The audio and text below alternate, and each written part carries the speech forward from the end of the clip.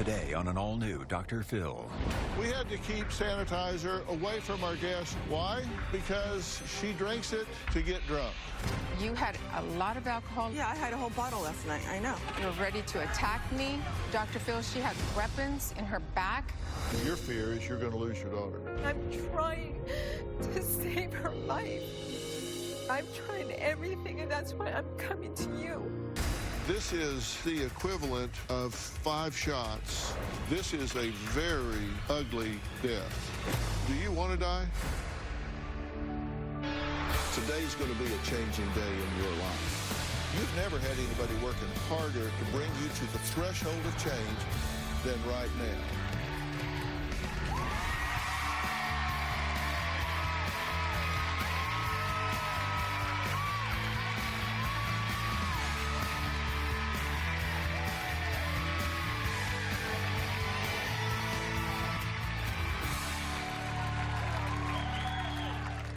Well, safety is my top priority for myself, Robin, my staff, and my guests during this coronavirus pandemic.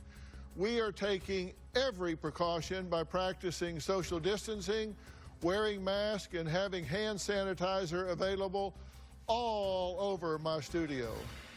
But today, we had to keep sanitizer away from our guest, Giovanna. Why? Well, because she drinks it to get drunk. She has been arrested, kicked out of rehabs, driven drunk with her children in the car, and, well, the list just goes on and on. Now, Tracy is fearful for her daughter's life and believes the hand sanitizer Giovanna is drinking is messing with her brain.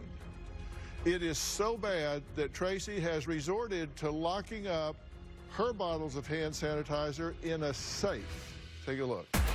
My daughter Giovanna has been battling alcohol for the past 5 years. She has now hit rock bottom. My daughter is a full-blown drunk. Giovanna wakes up around 7 a.m. She grabs a bottle of vodka, downs it, until she passes out again. When I go in her room, I start looking around, and there's empty bottles of vodka. My daughter drinks about 4 to 5 of these a day with vodka. I always ask Giovanna where she gets the money from. Where are you getting money? Don't worry about it. What do you mean, don't worry about it? Where are you getting money? About it. Are you stealing it? She looks at me and tells me it's none of my business. My daughter moved in with me during the time of the COVID pandemic. I stocked up on hand sanitizer. I went into her room and found empty hand sanitizer bottles in the couch. It wasn't until I needed to take her to the emergency room that she confessed she had been drinking the hand sanitizer. When I'm desperate, I will do it. Do what? Make alcohol with sanitizer. I was in shock. When I found out my daughter was drinking hand sanitizer, I locked them in my safe in my room. I believe that Dr. Phil is my last hope. You know, unlike a lot of alcoholics and addicts, Giovanna's not in denial about this. She admits she has a big alcohol problem and drinks all day, every day, because she says it's the only way she feels normal. Now, during our interview, she appeared to be restless and sweaty. Oh, gosh. How are you feeling? I'm not sure.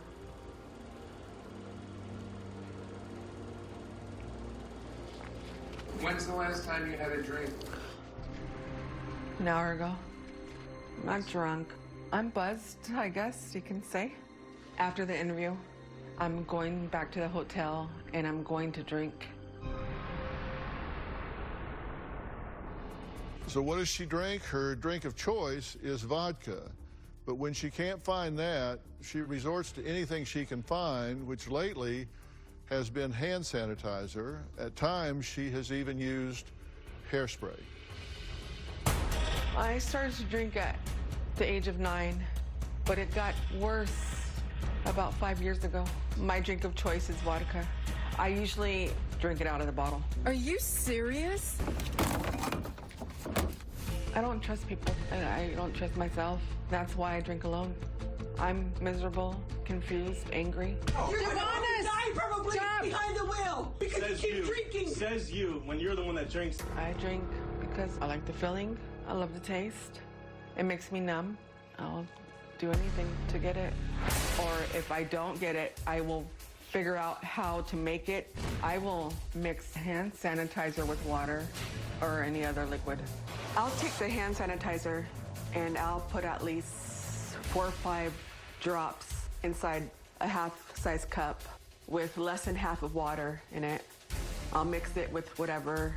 I'll even mix it with my finger if I have to. I'll sip it until I get buzzed. I have been doing that about 4 months. It doesn't taste good. It is nasty. That's the bottom of the barrel. I went to the hospital because of my hand sanitizer addiction. They said that can cause blindness and death. I continue drinking hand sanitizer because I'm desperate. The last time was a week ago.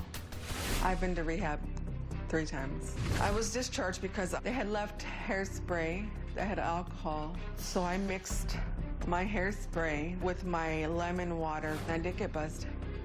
I'm good at manipulating people to get money for alcohol. I can go up to a stranger and ask for spare change. I just need $5. I just want enough to get me a little bottle, that's it. I feel ashamed. The worst thing I've done to get money. I prefer not to answer that. I'm at the end of my rope. Okay. Your fear is you're going to lose your daughter. Absolutely. Dr. Phil, I have tried everything with this girl. Rehabs. She tried to make alcohol out of hairspray. I've never even fathomed that. Right. And she got kicked out. They didn't even want her there. I'm at the end of my rope. And you know, Dr. Phil, I know you're a parent and I'm a parent, and I'm pleading with you. If you can't help her, then tell me who can, because I don't know anybody that can help her. I do need help. She is, when I look at my daughter, she's a walking corpse. She is close to death.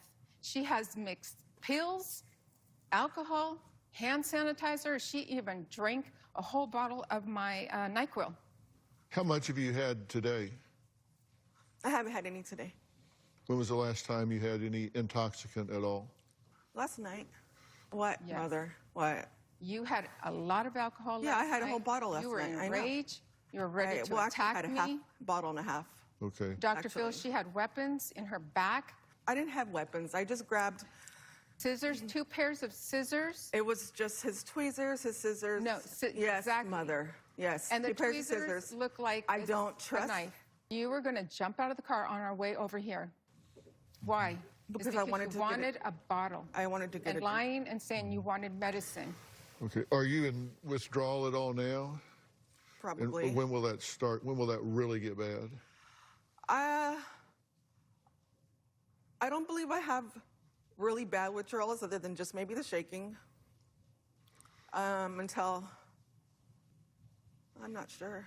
No. Well, and listen, tell me the absolute truth, because I want to protect you, protect your life. I mean, I don't, you can get to the point of alcohol toxicity where if you don't have alcohol or medication, you can go into seizure, and I don't want that to happen to you. I just want to know what I'm dealing with. And look, let me tell you what I do when I approach these situations. I try to assess first any danger or risk, and I try to assess assets. I try to assess insights, how much people understand.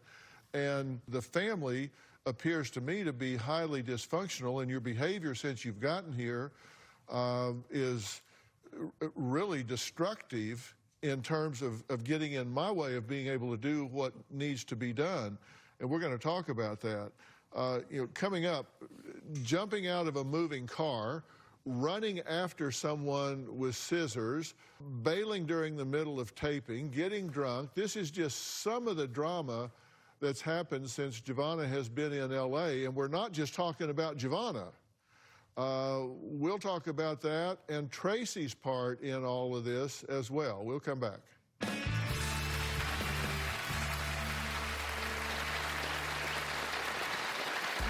My mom has called the police on me because I have a mouth and I don't shut up. Let's go. My mother suggested that I be on an ankle monitor for my alcohol problem. My daughter must have had 10 ankle monitors, and she's cut them all off. I enable my daughter. I have bought her wine because she was shaking. There's times I'll give her gas money, but I'll meet her at the gas station, ask for receipts, and I never see the receipts. There are times my husband has kicked her out. My daughter has been sleeping in her car. When I hear this, it breaks my heart. Instead of letting her hit rock bottom, I bring her back home when my husband is at work. I think putting a roof over my daughter's head does enable my daughter. Why change when mom keeps rescuing her? Take a listen to this tape that Mom sent us. It seems cutting off the ankle bracelet was her idea, at least on this day.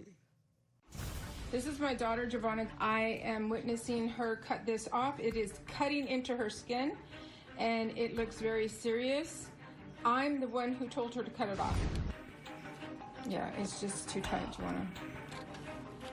Oh my gosh. I'm not sure who put this on her super tight, but it just wasn't wise. Okay, now the ankle bracelet is for what purpose? It monitors what? My alcohol levels. I've had, I don't know, I think probably 200 violations already. Okay, now you helped her cut the ankle bracelet off. You said in the tape you helped her cut it off because it was too tight and cutting off the circulation, right? Yes. You said that in the tape. Yes. Okay. But Dr. Phil, I also told the judge that she is a straight alcoholic and she needs help. All they've done is put an ankle monitor on her, and that's it. She cuts them off, and there they go. Another one. Cuts them off, and another one. There's no consequences to it. There's been drama and chaos since the minute you got here, right? Yes. I mean, even getting here. Isaac, your son, he doesn't have a lot of confidence in your ability to change. He was supposed to be here, but he bailed this morning. Yes, he did. Or during the night. Yes, he did. So day one, you text the producer and you say Giovanna's drinking hand sanitizer, right? Yes. And at 4 p.m., she's drunk right before the field shoot. Then at 4:20 in the afternoon, Giovanna tries to jump out of the moving car to get alcohol. And so you stopped, hysterical.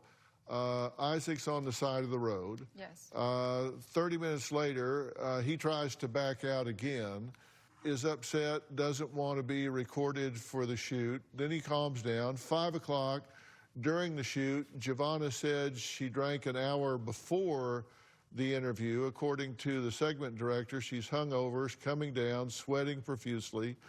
So, I mean, this is just up and down, up and down. Day two, here in L.A., because we bring you in ahead of time to start putting things together. At 8:30, you tell the producer that you're buying a 3-inch bottle of wine for Giovanna. At 4:30, Isaac runs out during the shoot, threatens to leave, says he didn't want you to call him out. Day 3, in the afternoon, Giovanna wants to go to the hospital because you got a pain in your stomach, right? Yeah. Then says, well, no, I'll be okay until the neurologist appointment next week. Then you find empty vodka bottles in Giovanna's hotel room. Yes. And where did you get that?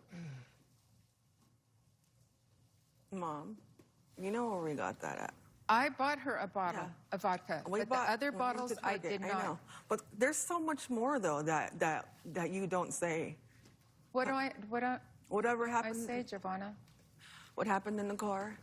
What happened in the car is you wanted to go to CVS, Walgreens, wherever, any store, and you wanted, I have you on tape. I know. You wanted medicine. When we get in the car, you then demanded we stop. Yes, I did demand.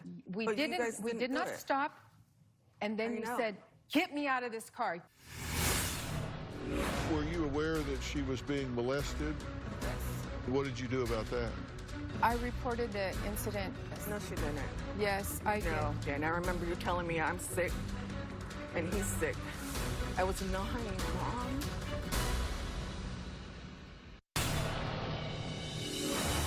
My daughter blames me for her addiction. She was molested when she was a young girl. I blame my mother for not protecting me. This is why she gets very angry when she drinks and she attacks me. I have not been able to move on from it. I thought I had, but I have not. A lot of people say that I use that as an excuse, but I don't want to. You said you started drinking at 9. Why? I had my first drink at 9. 9-year-old children don't drink. It was a couple of our friends, and I remember we were sitting in a van, and it was the first time I actually smoked weed too. And I remember their mother had gave us a beer. So I tried it. Yeah, gave you a beer at 9. Said, here, 9-year-old, drink this beer. Oh yeah, she even smoked weed with us in the van. Where were you? I was home. I was not aware of this. Okay. I know. Were you aware that she was being molested from age 4 until Yes. age 10 or 11? Yes, yes. You were aware of that. I was aware of that. And what did you do about that? I reported the incident 2 weeks later.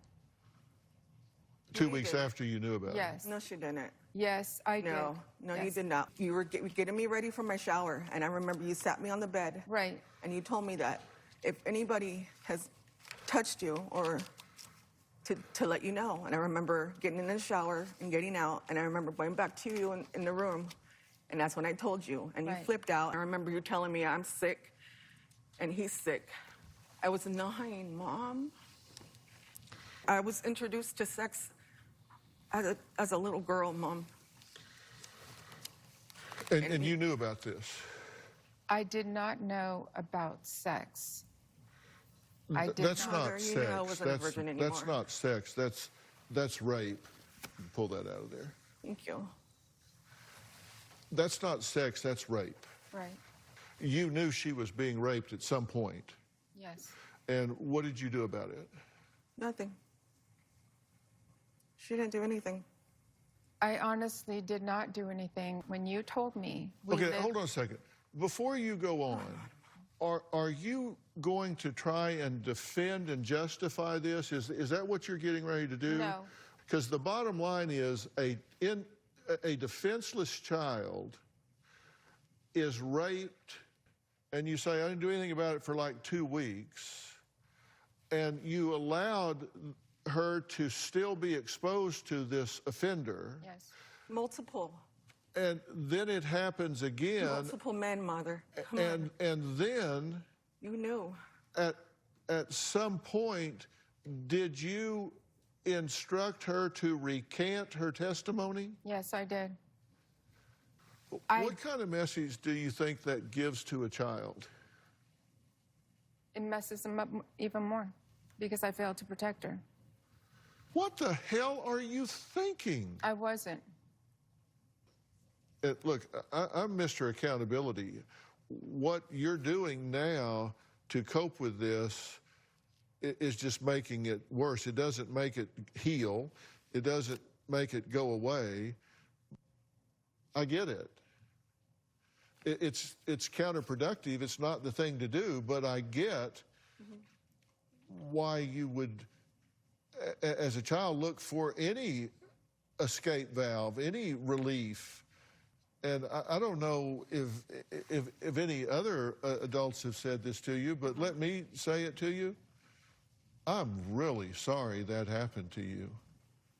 I'm really, really sorry that happened to you. Nobody has said it to me, actually. When you say sorry, I don't believe it. Well, believe me, I do. because I'm really sorry that happened to you.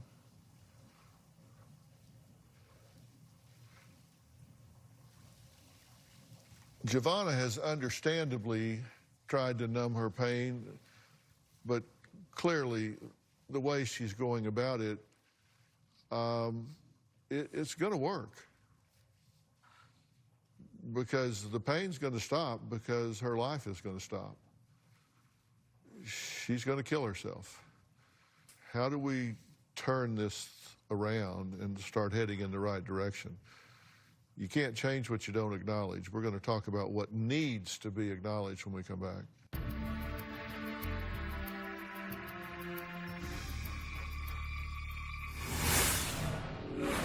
This is 50% more potent than a bottle of vodka. The inactive ingredients in here, it's like drinking motor oil.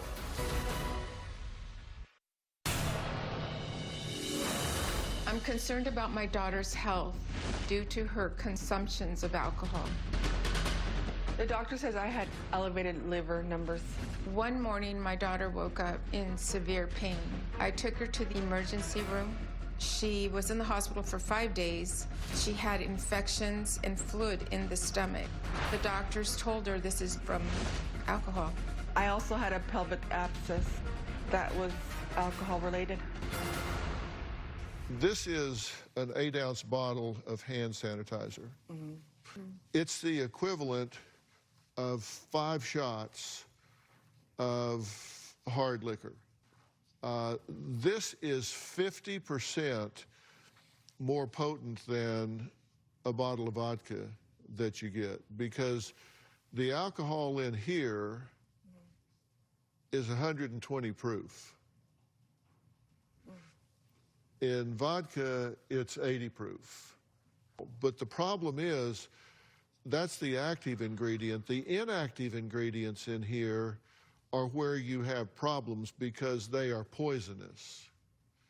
This has 70% ethyl alcohol, but you also have isopropyl alcohol, and there's fragrance in here, which is petroleum-based.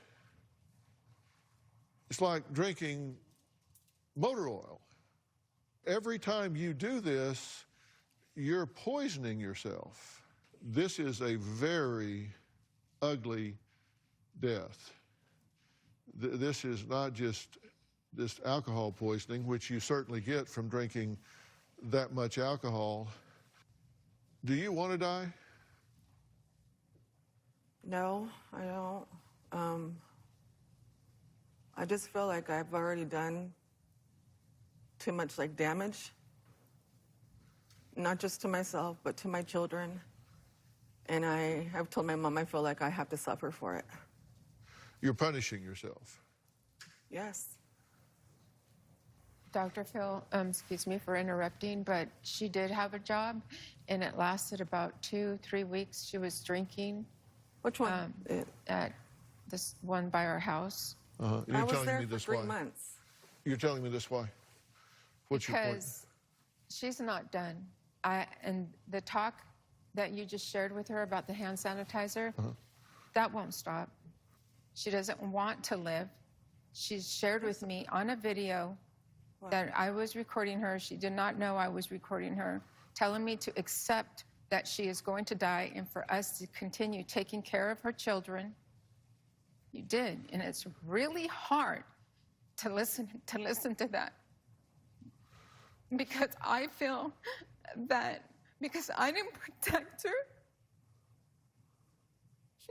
It's fine. then I'm also being punished. And I'm trying to save her life. I'm fighting so hard to save her.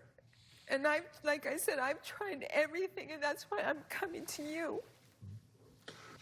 This is a situation where we really have to decide how we're going to live, because we don't get to decide when or how we're going to die, but we do get to choose when and how we're going to live.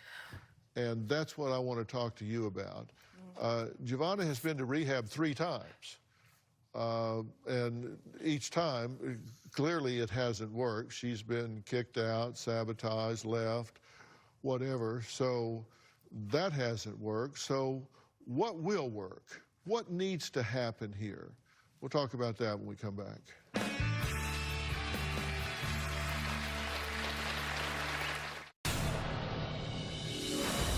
I know my son's picking up drinking because of me. I have been finding empty bottles of whiskey, rum, and vodka in Isaac's room. My fear is Isaac is going to be in the same boat as his mom.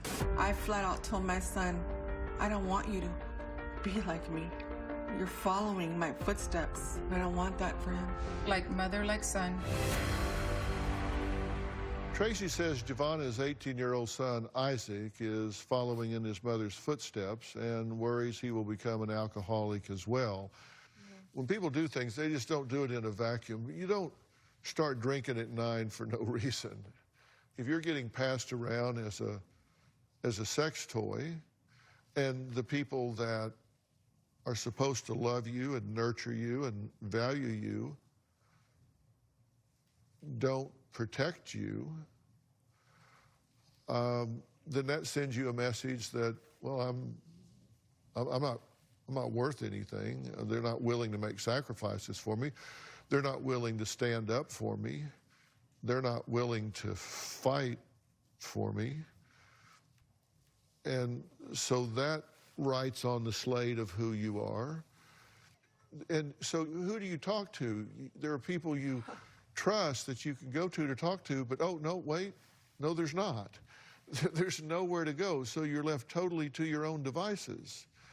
I really wonder how you've gotten as far as you've gotten, to tell you the truth. It's happened to a lot of people out here in the world, and I know that there's been ones that's been abused worse, and they still smile. They still, you know, can not have the lifestyle that I've chose as I got older, you know.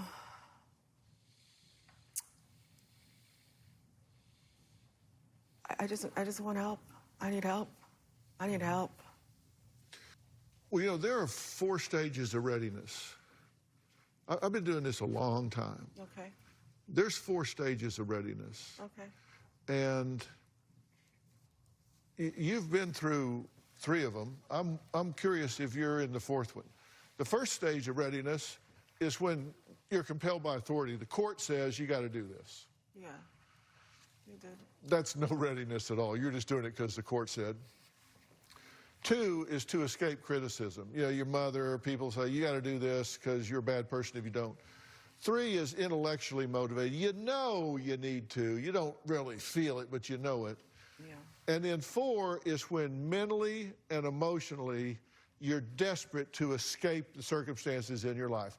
That's when you say, I'm not putting up with this for another second, of another minute, of another hour, of another day. I am through with this, and I'm going to climb out of this right now, right here. That's when people change, and not 1 minute before. Thank you. So where are you? I'm there. Okay. I got a plan. We'll be right back.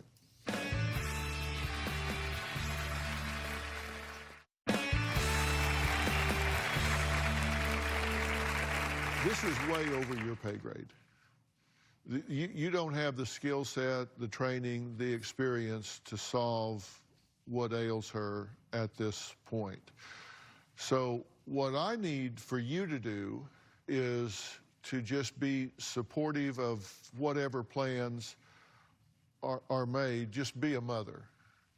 Now, what I need you to do is 2 things.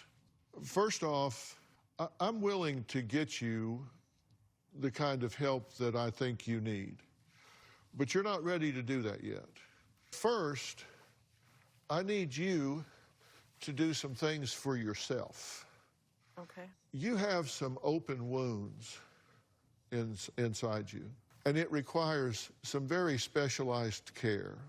I'm going to arrange for you to have a therapist, and particularly during the pandemic here, a teletherapist that you can talk to, and I'm talking about a PhD licensed therapist that specializes in survivors of domestic violence and molestation. And I'm going to do it through Doctor on Demand, which is a company that actually my son and I started several years ago. And I'm going to make those arrangements so you can set up appointments, and just from the privacy of your own home, you can talk about these things. And this is a preamble. This is a ramp up to you getting to the point where you say, okay, I now need to go with a clear eye and full motivation into a dual diagnosis treatment program. You can't just stop drinking cold turkey, or you're very likely to have a seizure. So you may need medical supervision for that, and we'll look into getting that arranged for you as well. This is doable, and what's more important is you're worth it. Thank you. Fair enough? Fair enough. Fair enough? Fair. Okay. Are you glad you came here today? Yes, I'm glad. Thank you so much. By the way, if you at home want to have your own Doctor on Demand, you can download the Doctor on Demand app. And during the pandemic, that's a great thing to do, because a lot of people aren't going to the doctor, and they're putting off a lot of things that don't need to be put off. And with telemedicine, you don't have to go sit in a waiting room with a bunch of sick people. You do it face-to-face over the computer.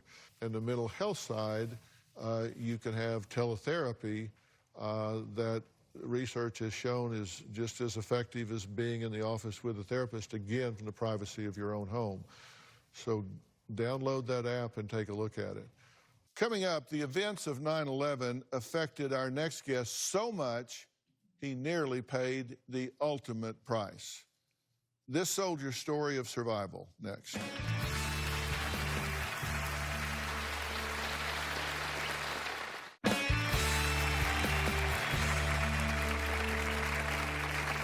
Well, today is World Gratitude Day, and we want to highlight our nation's heroes and those who lift them up. My next guests are Jason and his mother, Pam. Now, Jason is a remarkable young man who was deployed to Iraq in December of 2005, and Pam is his biggest supporter. 4 months after being deployed, a pipe bomb blew up his Humvee. Jason survived, but just barely. Pam says the family was told to prepare for the worst, but Jason had other plans. Here's their story. When the airplanes hit the World Trade Center, my son Jason felt that he wanted to do something to help. So Jason decided to enlist after his graduation from high school. When I had to say goodbye to my parents, that was the hardest day of my life. In December of 2005, Jason was involved in a roadside bomb, and he sustained 2nd and 3rd degree burns to over 60% of his body, suffered a traumatic brain injury, and they made the decision to have his left leg amputated. They transported him to Brooke Army Medical Center because of the severity of his burns. That's where the Wounded Warrior Project stepped in. I don't know where I'd be today without the Wounded Warrior Project. They're awesome. It's been almost 15 years since Jason's been injured, and he's been introduced to different services through them. I'm not going to sugarcoat it. Rehab is extremely hard. We enrolled him in horseback riding. I'm really not the same person I was, but that is quite all right with me. I'm still moving forward. Well, Jason and Pam are joining me virtually via Ionico. It's so nice to meet you both. Thanks for having us. Well, I'm so glad to do it. Pam, when you got that call that Jason had been injured in Iraq, what was going through your mind? When the Army was describing what had happened, we just were numb from the shock of it all. I can well imagine. In addition to the physical damage to his body, Jason also suffered a brain injury. Tell us about that. His brain started to swell, and he slipped into a coma for the next 3 months. He started slowly coming out of it and having to relearn eating and drinking and speaking. So it's been a long journey, but he's made tremendous progress. Well, Jason, you've had a very steep hill to climb, so tell me, how are you doing now? I'm doing fabulous. I'm working hard. I'm going to keep doing it. Good. I'm so glad to hear that. Now, you have a service dog, correct? I do. She Freedom, lap. There's Freedom. Hey, baby. Hi. So, how important has that dog been to you? She's been incredibly important in my life. Well, yeah, I can imagine. So, Pam, tell us about Wounded Warrior Project and how it's helped Jason and your family. Well, it's within days of Jason being flown back to the States, Wounded Warrior Project introduced themselves. And since that day, they've been a pretty essential part of our lives in Jason's recovery. And most importantly, he's in their independence program. And it gives Jason the ability to do something and not be with his parents 24/7. Yeah, you bet, because they're there sometimes 5 days a week, right? Yes. That's amazing. Joining us now is Lindsay Tkach, the Deputy Director of the Wounded Warrior Project's Independence Program. So, Lindsay, welcome. Tell us about this amazing program and the work that you do. The Independence Program at Wounded Warrior Project serves those post-9/11 generation wounded warriors who returned home with catastrophic injuries. Our goal at the Independence Program is to help those warriors be as independent as possible in their own homes and in their own communities, and to avoid being placed in a nursing home or institutionalized setting. I think it's just absolutely amazing what you guys do. Can you tell us what kind of support the Wounded Warrior Project's Independence Program offers to caregivers? We know that being a military caregiver comes with both emotional and financial burdens. And so we develop long-term care plans that address both the warrior and the caregiver's needs. And we saw those needs become even greater during the pandemic. And so we were able to do things like provide direct financial grants into the caregiver's hands, as well as expand our programming to better support them. Because ultimately we know that by better supporting our military caregivers, it results in better care for our wounded warriors. And like all of our programs at Wounded Warrior Project, this is at no cost to our families. They never pay a penny for any of our services. Well, that's just absolutely amazing. And Jason and Pam are perfect examples of how the Wounded Warrior Project can make a huge difference in an injured veteran's life. And Jason, I understand you did something really special for your mom. What was it? I wrote her a Mother's Day card. Yeah, if you don't mind, I'd like to share them. The first one says, "Mom, thank you for everything you do for me." And the other one says, "I love you more than life itself. You're my angel without wings. Love, Jason." Pam, what did you think when you read Jason's cards? I had no idea that he could actually write legibly. And so to hear him put those thoughts down just really melted my heart and made me feel like it's all been worth it. Well, I'm so glad to hear that, and it's just a testament to the Wounded Warrior Project. And all of the hard work that everybody has put in. And I just want to tell people to learn more about Wounded Warrior Project and their life-changing programs for our nation's warriors and their families. I'm going to ask you, please, to visit woundedwarriorproject.org. So I thank all of y'all for being here. I want to thank all of my guests today. So Lindsay Tkach, thank you for being here, and thank you for the Wounded Warrior Project. And Jason and Pam, thank you so much for sharing your story. It just means a lot to hear from you guys. Thank you. All right, for more information about today's show, you can log on to drphil.com, and we'll have a link to the Wounded Warrior Project there as well. And I'm sure we'll be discussing this on Facebook, Twitter, Instagram, and TikTok as well. We'll see you next time. Thanks so much.